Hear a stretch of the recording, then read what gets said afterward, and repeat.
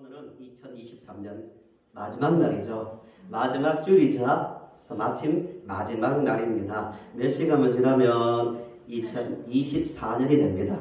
오늘 물론 저녁에 성구 영신 예배를 드리지만 주일 예배로서는 마지막 예배가 됩니다. 기분이 어떠세요? 마지막이자 또 새해를 앞두고 있는 마음. 지금 우리는 이 순간에요. 살아온 한 해를 돌아보면서요.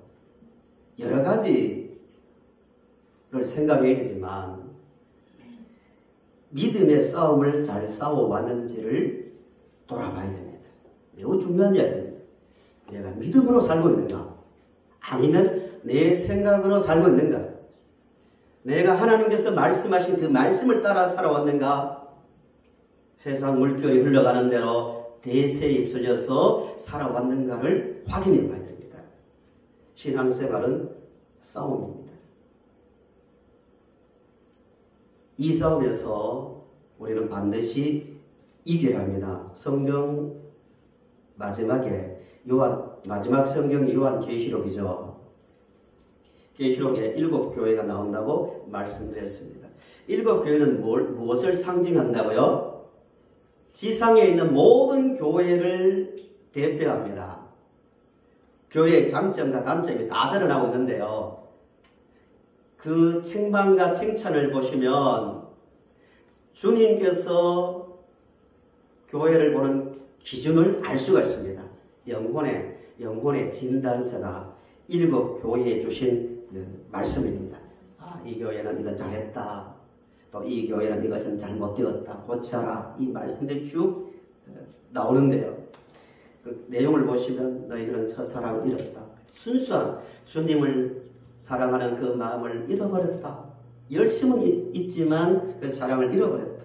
또 교회가 정치적인 어려움들, 박해를 받고 있는 그 문제들, 또 교회 안에 이단들이 많이 들어왔습니다. 또 이단들을 따라가는 사람들도 많았습니다. 이런 싸움을 싸우고 있습니다. 또 세속화의 문제가 있습니다. 시작은 잘했지만 나중에 점점 세상에 물들어가는 교회도 있었습니다. 또 순교를 당할 만큼 심각한 극한 박해를 받는 교회도 있었습니다. 이 모든 말씀을 하신 후 한 교회도 빼지 않고 하시는 약속이 있습니다. 치열한 싸움을 싸우고 있고 한편으로는 세속에 물들어 영적 잠에 빠져있는 교회들에게 이 영적 싸움을 하는 성도들에게 교회들만 하시는 말씀 7교회 한 교회도 빼지 않고 하시는 말씀이 뭐냐면은 이기는 자에게입니다. 이기는 자에게는 이렇게 하겠다고 약속을 주셨습니다. 신앙생활은 영적 싸움입니다. 우리가 생각하는 것 이상으로 치열한 싸움입니다. 신앙생활은 그냥 지속되는 게 아닙니다. 세속화와 싸워야 되죠. 거짓 가르침과 싸워야 되죠. 나태와 싸워야 되죠. 자기도 모르게 세상에 빠져버리는 그런 어떤 영적 잠에 빠지지 않기 위해서 싸워야 되죠. 실제적으로 사회 제도와 불의한 제도와 또 싸워야 되죠. 이 싸움입니다. 또 사탄과 싸워야 됩니다. 그들에게 이기는 자에게는 에베소 교회는 이렇게 말씀합니다. 이기는 그에게는 내가 하나님의 나간에 있는 생명나무의 열매를 주어 먹게 하리라. 천국에서 행복하게 살게 하겠다는 말씀입니다. 서머나 교회에는 이기는 자에게는 둘째 사망의 해를 받지 않게 하리라. 버가모 교회는 이기는 그에게는 내가 감추었던 만나를 주고 힌도를 주겠다고 말씀하십니다. 두아디라 교회는 이기는 자와 끝까지 내 일을 지키는 자에게는 만국을 다스리는 권세를 주겠다고 말씀하고 있습니다. 사대 교회는 이기는 자는 이와 같이 흰옷을 입을 것이요 내가 그 이름을 생명책에서 결코 지우지 아니하고 계속 나옵니다. 필라델피아 교회에도 이기는 자는 내 하나님 성전의 기둥이 되게 하겠다. 라오디게아 교회에도 이기는 그에게는 내가 내 보좌와 함께 앉게 하여 주기를 내가 이기고 아버지 보좌에 함께 앉은 것과 같이 하리라. 다 이기는 자에게는, 이기는 자에게는, 이기는 자에게는. 7교회에 꼭 나오는 그 말씀입니다. 지상교회는요, 이 땅에 있는 모든 교회는 치열한 영적 싸움을 하고 있습니다. 이겨야 됩니다. 이겨야 그 약속을 받는 거예요. 이겨야 그 복을 받는 겁니다. 본문을 보시면서요, 영적 싸움에서, 믿음의 싸움에서 승리하는 원리를 배우러 갑니다. 이 싸움은 잘 아시는 대로 하나님의 백성들이 요단강을 건너갔습니다. 요단강을. 찬송가에도 요단강이라는 말이 나오잖아요. 그만큼 중요한 장소가 요단강인데요. 요단강이 왜 중요하냐면 요단강을 딱 건너면 어디입니까? 하나님께서 약속하신 가나안 땅입니다. 그 땅에 들어와서 첫 번째 싸움이 여리고성 전투입니다. 여리고성 정복을 위한 전투인데요. 이 첫 싸움이 왜 중요하냐면은 가나안 땅에 들어가서도 땅을 차지하기 위한 전투를 계속 하거든요. 하는데 형태는 다르지만 싸움의 방법은 다 달라요. 계속 같은 방법으로 싸우지 않는단 말입니다. 그런데 원리는 똑같아요. 승리하는 방법은 똑같습니다. 그 원리를 잘 배우시고요, 새로운 한 해를 살아가시면 틀림없이 새해에도 영적 싸움에서 반드시 승리할 줄 믿습니다. 우리가요, 그때와 시간도 다르고 장소는 분명히 달라요. 그러나 똑같은 싸움을 우리는 하고 있습니다. 그러면 어떻게 싸우는지를 하나하나 보면서 그 원리를 배워보도록 하겠습니다. 여리고성을 정복해야 되는데요, 여리고성의 규모를 보시면 싸워서 정복하기가 불가능하게 보입니다.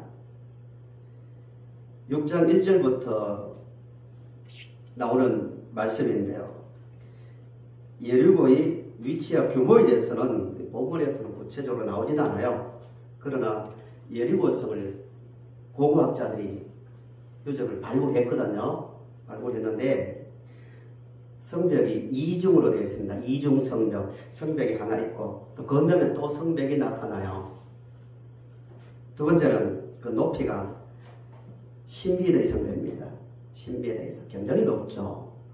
그리고 성벽의 두께는 3에서 한 4m 됩니다. 3에서 4m. 또 바깥 벽의 두께는 2m가 됩니다.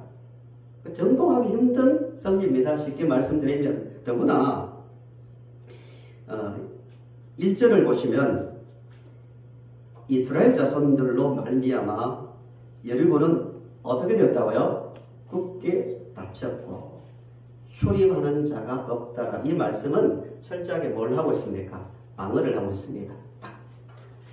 이스라엘 백성들이 여리고를 정복하러 온다는 소문을 듣고 철저하게 방어를 하고 있습니다. 이 성을 정복해야 됩니다. 불가능해 보이지만 이 성은 반드시 정복할 수 있습니다. 왜 그럴까요? 인간적으로 보면 불가능해요. 성벽도 견고하고 높고 그들은 방어를 하고 있기 때문입니다. 그런데 이스라엘 백성들이 어떻게 정복할 수 있을까요? 이 싸움에서 이길 수 있을까요? 질문입니다. 질문. 어떻게 이길 수 있을까요? 하나님께서 약속하셨기 때문입니다. 하나님께서 승리하는 방법을 구체적으로 주셨기 때문입니다. 어떻게 하라고 합니까? 하십니까? 3절부터 7절이 그 말씀입니다. 요약하면 첫째, 모든 군사는 그 성을 매일 몇 바퀴 돕니까? 한 번씩, 매일 한 번씩. 두 번도 아니에요. 한 번씩 돌고 며칠 동안요? 6달. 첫째 날 돌고 자고, 둘째 날 돌고 자고, 기분 좋다고 뭐 두세 바퀴 한꺼번에 도는 게 아니고 또 돌고, 이 6일 동안 반복합니다. 두 번째는 제사장 7은 양각 나팔을 잡고 언약궤 앞에 서라. 두 번째 방법입니다. 양각 나팔은 양의 뿔을 잘라서 만든 나팔이에요. 그 당시에는 지금처럼 뭐 나팔을 만들 수 있는 짐승에서 주로 짐승의 뿔을 가지고 했거든요. 그 제사장들이 앞에 서서 아주 중요한 내용은 뭘 앞에 세운다고요? 언약궤. 세 번째는 7째 날은 이제 마지막 날이에요. 마지막 날은 몇 번 돕니까? 7번을 도는 거예요. 7번. 첫째 날부터 6째 날까지는 하루에 한 바퀴만. 마지막 날은 7번을 돌고 마지막 순간 제사장은 나팔을 길게 불러. 그때 백성들은 다 큰 소리로 외쳐라. 그러면 성벽이 무너진다고 말씀하고 있습니다. 이해가 됩니까? 이 말이? 이 말씀이 이해가 돼요? 사람의 생각으로 보면 정말 어리석은 방법이에요.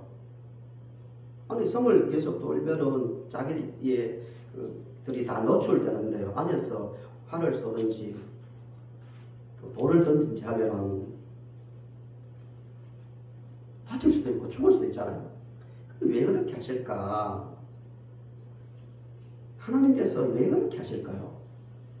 말씀에 순종하는 훈련을 했습니다. 어디에 순종하는 훈련이요? 말씀이에요. 하나님은 평생을요, 이 훈련을 우리에게 시킵니다. 말씀을 주셨거든요. 성경이라는 말씀을 주시고 너희들 앞에 계속 영적인 여리고가 놓일 것인데 걱정하지 말아라. 한 가지만 하면 된다. 내가 준 그 말씀을 따라 살면 너희들은 모든 여리고성을 넘어설 수 있다고 하나님께서 분명히 약속하셨습니다. 말씀에 순종하는 훈련입니다. 왜 그러면 하나님께서 계속 하나님의 백성들에게 말씀에 순종하는 훈련을 시키실까요? 왜 그럴까요? 사람에게는 이게 있습니다. 구원받은 성도들에게도 계속해서 말씀대로 사는 훈련을 하지 않으면 반복된 훈련을 하지 않으면요, 하나님의 말씀보다는 자기 경험과 자기 생각대로 살려는 강력한 성향이 아직도 남아있기 때문입니다. 그냥 말씀 듣고 아멘 하고 아멘 했다고 그대로 사라진다면 훈련이 필요 없겠죠. 훈련이 필요 없습니다. 군대 갔어요. 신병들이 훈련을 갔는데 처음부터 막 총을 쏘고 뭐 전쟁 연습을 그런 구체적인 내용을 배우는 게 아니라 초등학생도 할 수 있는 것을 배웁니다. 경례하고 걷는 제시 훈련을 하죠. 매일 반복합니다. 자양자 우야구 하고 계속 반복합니다. 그러면서 자기도 모르게 군인의 모습을 점점 갖추어 갑니다. 반복하는 거예요. 아무것도 아니지만, 아무것도 아닌 것처럼 보이지만요. 신앙생활 하는데 그 사람이 그 신앙의 삶을 살 수 있는 게요, 단지 말씀을 듣고 내가 깨달았다. 내가 느꼈습니다. 중요하죠? 중요합니다. 말씀을 듣다가 어느 날 눈물도 흘릴 수 있는 거예요. 맞아. 또 결심도 합니다. 내가 이렇게 살아야지. 이러면 안 돼. 느끼기도 합니다. 그러나 그것만으로요, 절대 말씀대로 사라지는 것은 아닙니다. 잘못하면요, 이게 악순환이 되면 참 무섭습니다. 늘 반복하는 거예요. 깨달았습니다. 느꼈습니다. 감동받았습니다. 그리고 난 다음에 돌아서면 행동이 없으면요, 아주 잘못된 신앙에 빠질 수 있는 거예요. 오히려 하나님의 말씀대로 살지 못하는 것을 그것으로 포장할 수 있는 거예요. 나는 느꼈다고. 나는 말씀을 깨달았다고. 그러면서 하나님 말씀대로 살지 못하면서 나는 그래도 하나님의 백성이야 이렇게 나올 수 있다는 거예요. 아니라는 거예요. 철저하게 삶의 현장에서 하나님을 인정하고 그 말씀대로 살아가는 사람을 만들기 위해서 하나님은 이런 훈련을 하는 겁니다. 그래서 한 바퀴 돌고 또 그 다음날 또 돌고 이렇게 계속 반복하는 거예요. 좀 더 구체적으로 볼까요? 하나님의 명령에 대해서 하나님의 백성들이 쭉 성을 도는데 그 핵심 내용이 뭐냐면요. 제사장들이 뭘 들고 갑니까? 언약궤입니다. 언약궤 조그만 상자인데요. 하나님께서 만들라고 해서 만든 그 상자인데 그 상자 안에 3가지가 들어있어요. 3가지가. 이게 의미가 있습니다. 그냥 그 상자가 아니라 그 안에 아론의 쌍난 지팡이. 이스라엘의 불순종할 때 마른 막대기에서 싹이 나게 하셨어요. 두 번째는 만나가던 항아리. 먹을 것이 없다고. 우리 어떻게 사냐고 할 때 매일같이 하늘에서 하나님께서 만나를 내려주셨습니다. 먹을 양식을 내려주셨습니다. 그것을 생각하라고 잊지 말라고 항아리 안에 만나를 넣어주셨습니다. 그 다음 3번째는 십계명 돌팔입니다. 3가지를 주셨습니다. 그거를 똑바로 쳐다보고 성을 도는 것이 명령의 핵심입니다. 왜 그렇게 하셨는가입니다. 왜 그렇게 하셨을까? 그것을 바라보면서 그렇구나. 우리가 40년을 농사도 지을 수 없는 광야를 통과하는데 농사도 짓지 않고 우리가 뭘 한 것도 아닌데 한 사람도 굶어 죽지 않고 40년을 살아왔구나. 모든 것은 누구의 인도였다? 하나님께서 인도하셨기 때문에 우리가 여기까지 왔다. 그러면서 성을 보면서 견고한, 절대로 인간으로의 눈으로 볼 때 정복할 수 없는 성을 보면서 맞아. 우리 힘으로 이 성을 정복할 수 있는 게 아니야.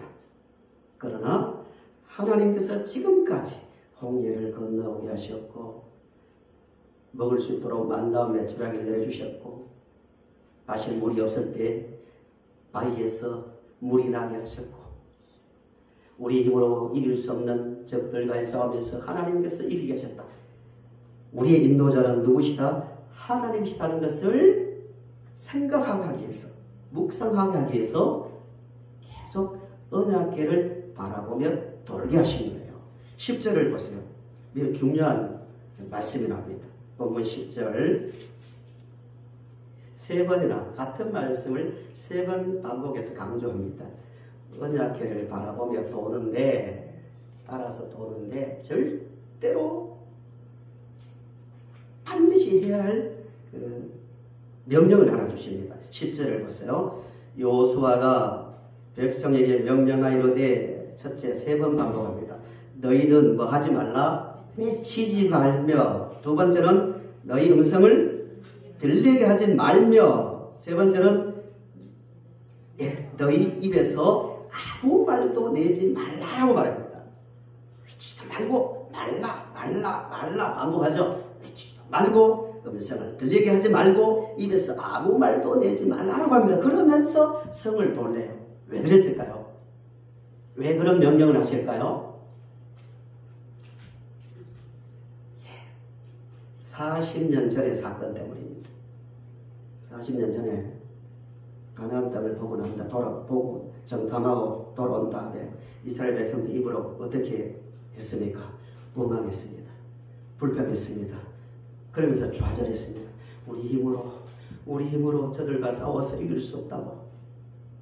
큰일 났다고. 우리 다시 어디로 가자? 애국으로 돌아가자라고 했습니다. 실패했습니다. 언약궤를 바라보면서 아무 말도 하지 말고 뭘 하라고요? 하나님께서 하신 일을 생각해 보라고. 묵상하라고. 우리 말로 말하면 묵상해보라고. 인간적인 이렇게 나올 수 있잖아요. 야, 한 바퀴 돌고 나서 정말 무너질까? 불가능한데. 맞아. 옆에 사람이 또 어떻게 이렇게 하라고 하시지?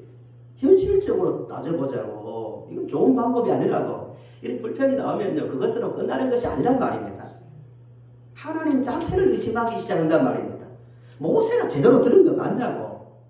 오늘 우리 현실에서 이 방법이 맞냐고. 이거 비현실적이야. 이런 말로 점점 말이 커질 가능성이 많단 말입니다. 돌지 말자고.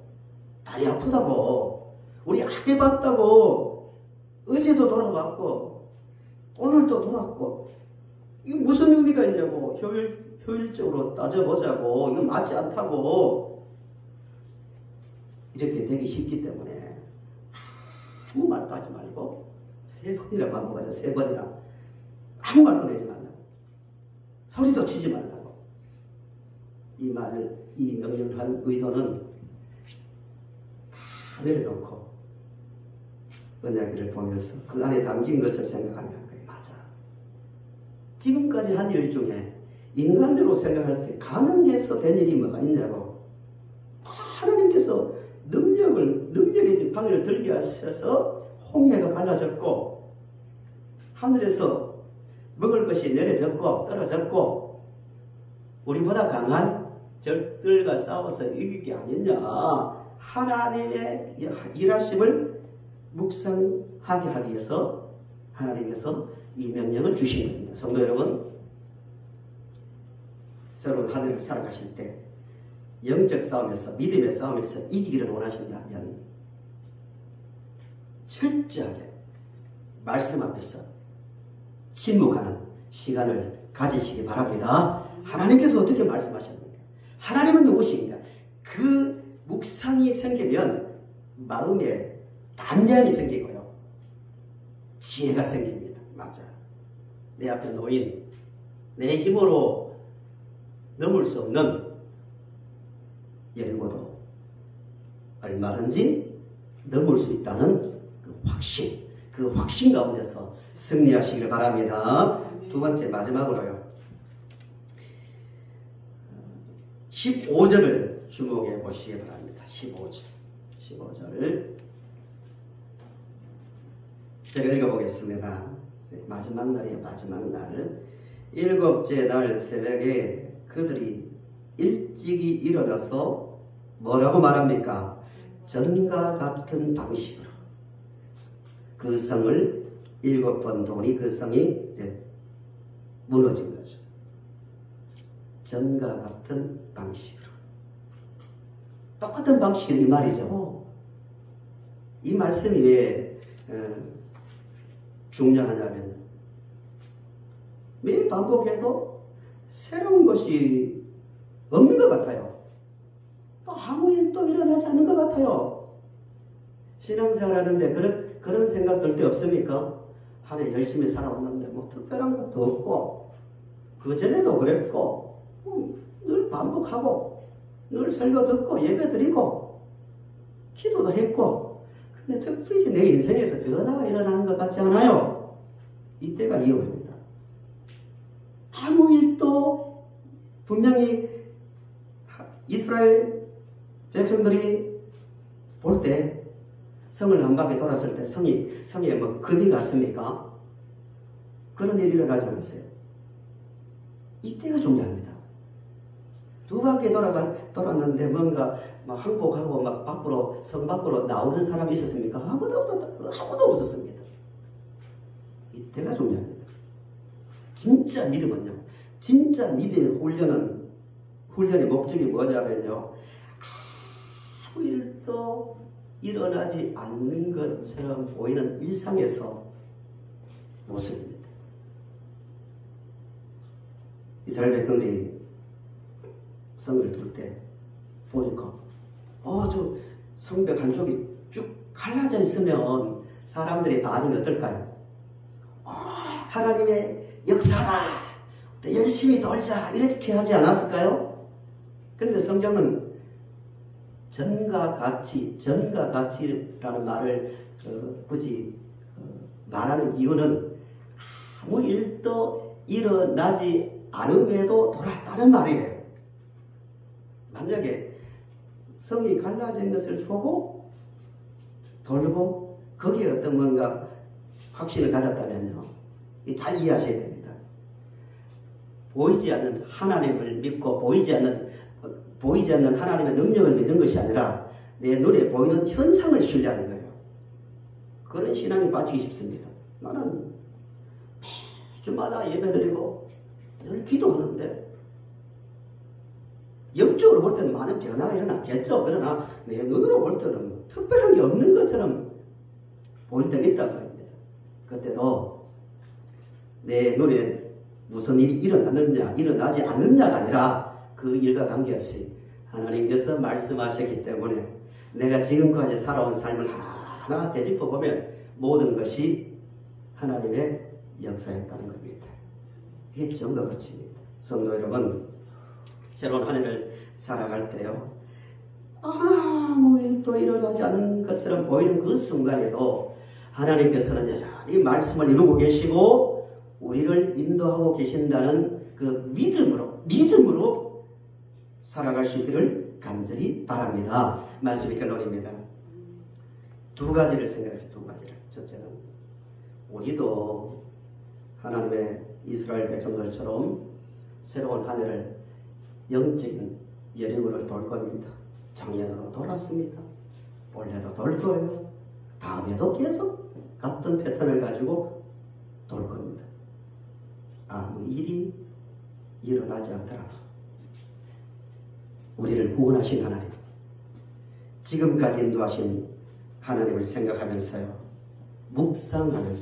묵상하면서 이런 고백을 할 수 있길 바랍니다.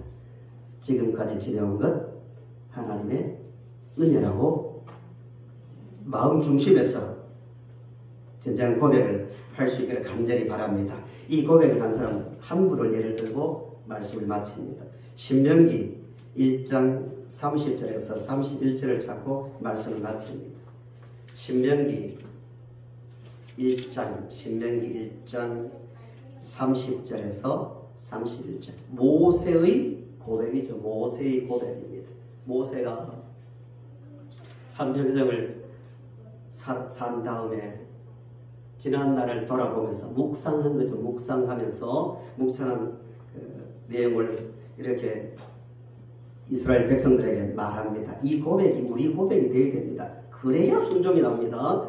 1장 30절부터 31절 제가 읽어봅니다. 너희보다 먼저 가시는 너희의 하나님 여호와께서 애굽에서 너희를 위하여 너희 목전에서 모든 일을 행하신 것 같이 여기 그 다음에 이제도 현재도 이 말입니다. 현재도 너희를 위하여 싸우실 것이며 광야에서도, 과거의 이야기죠. 광야에서도 너희가 당하였거니와 사람이 자기의 아들을 안는 것 같이 너희의 하나님 여호와께서 너희가 걸어온 길에서 너희를 안으사 이곳까지 이르게 하셨느니라 라고 말합니다. 근데 사실 모세의 삶을 보면요, 이 말을 하기가 쉽지 않아요. 모세를 보세요. 태어날 때 우리말로 말하면 잘못된 환경에서 태어나서 어디에 버려집니까? 나일강에 갈대사에 버려집니다. 그것만 그렇습니까? 광야 왕궁 생활하다가 좋은 일을 해보려다가 광야로 도망가서 40년 왕궁에서 살다가 40년 동안 양치기를 하잖아요. 이 상실감 아시 상실감. 좋은 환경에 있다가 내일을 모르는 광야에서 40년을 산다고 생각해 보세요. 그 생활을 했습니다. 광야에서 또 지도자가 되어서 광야에서 얼마나 많은 고난을 겪었습니까? 그런데도 모세는 이런 말합니다. 너희들을 하나님께서 광야에서도 품이 아는 같이 너희를 지금까지 인도에 오셨다고 말합니다. 왜 이런 말을 할 수 있을까요? 지나온 날을 깊이 침묵하면서 깊이 묵상해 보니까 모든 것이 은혜였다는 그 깨달음이 있기 때문에 그런 고백을 하는 거예요. 그 고백이 있었기 때문에 모세는 반복해서 하나님 말씀에 순종했고 나중에 이런 말을 합니다. 앞으로도 너희들을 품에 안음같이 하나님께서 인도하실 거라고 말씀하고 있습니다. 이 말씀을 생각하시면서 성도 여러분, 우리 눈을 하나님 말씀에 집중하고요. 그 말씀을 딱 하나 아무 일이 일어나지 않는 것처럼 보여도 순종하는 가운데 돌아서서 보니까 성령님도 하늘을 살고 난 다음에 돌아서서 보니까 하나님께서 나를 아는같이 이렇게 인도해 왔다고 고백할 수 있는 은혜의 삶을 살아가는 성도님들이 되시기를